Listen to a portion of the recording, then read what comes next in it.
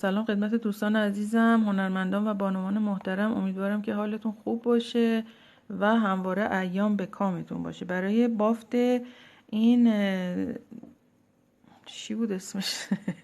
یادم رفت.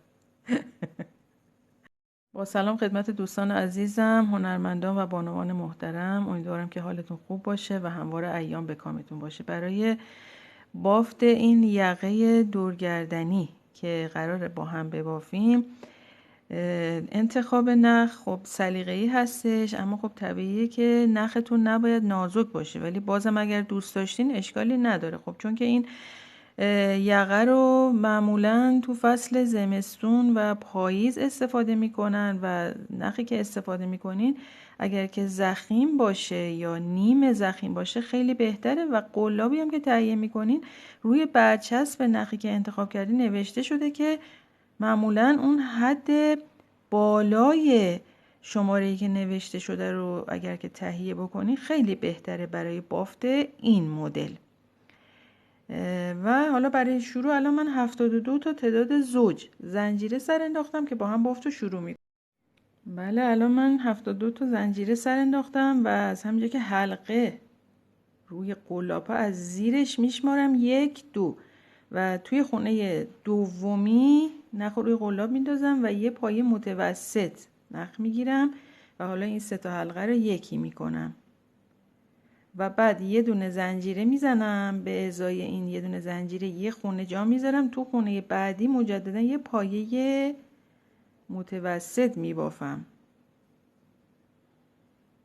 ببینید الان ما قرار نیست که پایه ها رو یاد بدیم که چون تقریبا 30 خورده قسمت آموزش رایگان پایه ها رو من در اختیارتون گذاشتم و با شکلاش خدمتتون آموزش دادم، ولی خب بازم الان خدمتتون توضیح دادم. و باز یه دونه زنجیره میزنیم و به ازاشی خونه رو جا میذاریم و تو خونه بعدی یه پایه متوسط میبافیم و به همین صورت تا انتهای رج رو ادامه بدیم.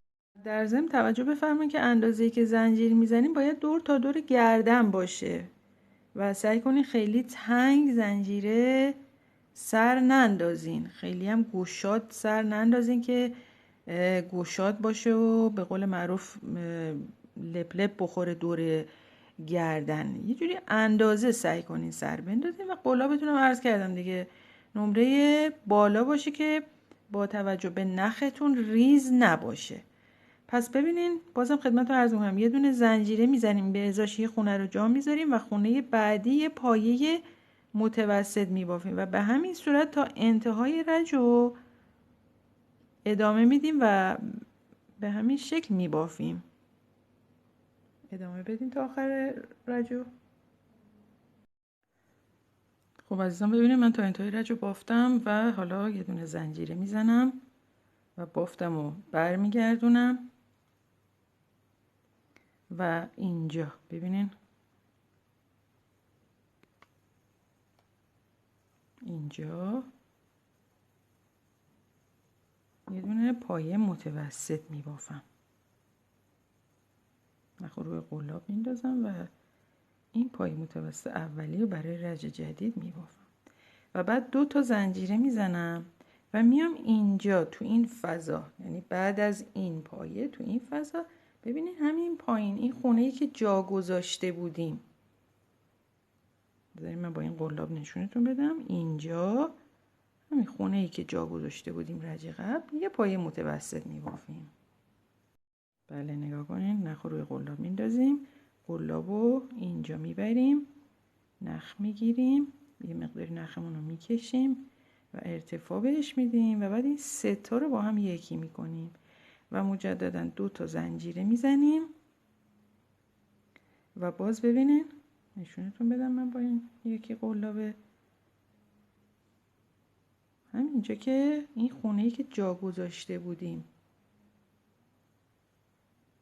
اینجا قلاب رو میبریم و نخ روی قلاب میندازیم و قلاب رو میاریم اینجا یه نخ میگیریم و پایه متوسطمون رو میبافیم و مجددا 2 تا زنجیره و باز ببینین اینجا پایه متوسط بعدی رو میبافیم و به همین صورت تا انتهای رج رو زبونم هم میگیره تا انتهای رج رو دیگه ببافیم.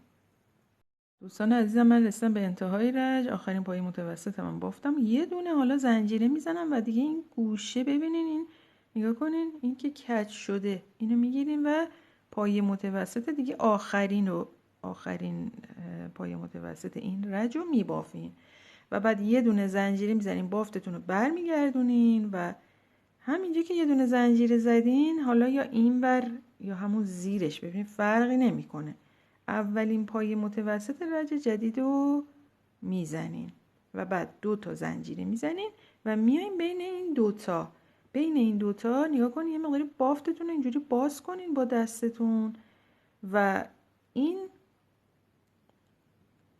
خونه رو میگیریم پای متوسط میبافیم. ببینین، اجازه بدید من نشون بدم با این قلاب اینجا رو میگیریم و پای متوسطتون رو میبافیم. پس نخور روی قلاب میندازیم و همینجا که الان نشونتون دادم اولین پای متوسط اون رو میبافیم و باز 2 تا زنجیره و باز ببینید بافتتون اینجوری باز کنین که این نشون بده خودشو. این دوتاییه اولیه، نه دومی، اولیه زیرش، از زیرش قلابو میبرین، نخ میگیریم و پای متوسطتون رو میبافین. دوباره 2 تا زنجیره و بافتتون رو با انگوش اینطوری باز کنین و این اولیه از زیرش قلاب رو رد میکنین و نخ میگیرین و این پای متوسط رو میبافین و مجددا 2 تا زنجیره و پای متوسط بعدی رو میبافین و به همین صورت دیگه تا انتهای رج به بافتتون ادامه بدین.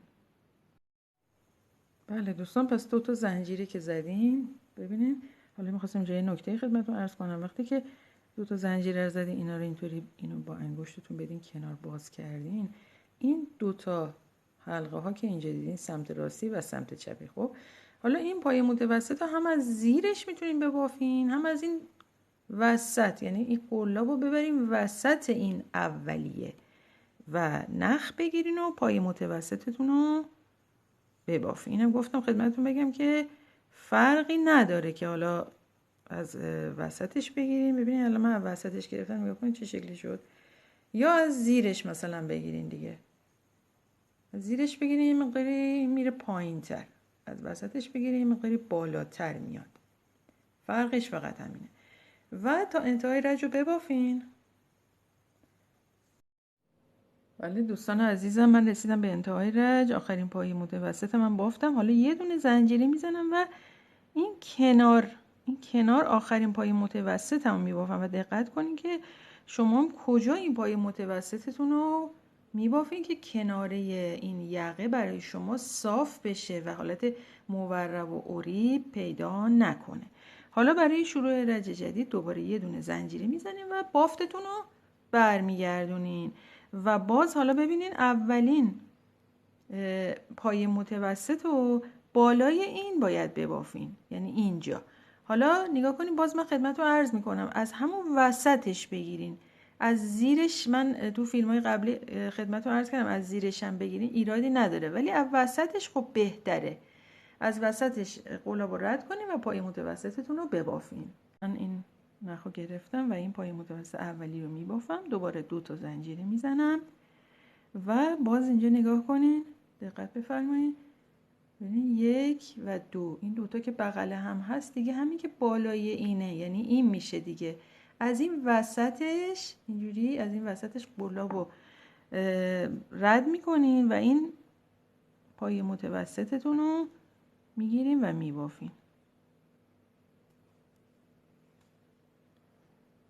نگاه کنین که این حالت اینطوری یکی در میان. الان مثلا این بالای این افتاده دیگه، این متوسط بالای این پای متوسط افتاده و دوباره 2 تا زنجیره میزنیم و باز ببینین اینجا که 2 تا هست، همین وسط این بالای این که بالای سر این متوسطه باشه، پای متوسط بعدیتون رو میبافین و تا انتهای رج به بافتتون ادامه بدین.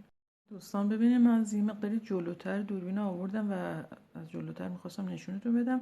2 تا زنجیره میزنین و اینجا این وسط اینجا قلاب رو میبرین و این پای متوسط رو دقیقا بالا سر همین متوسط قبلیه هست میبافین. دوباره این یکی اینجا، توجه فرمودین پس چجوری شد؟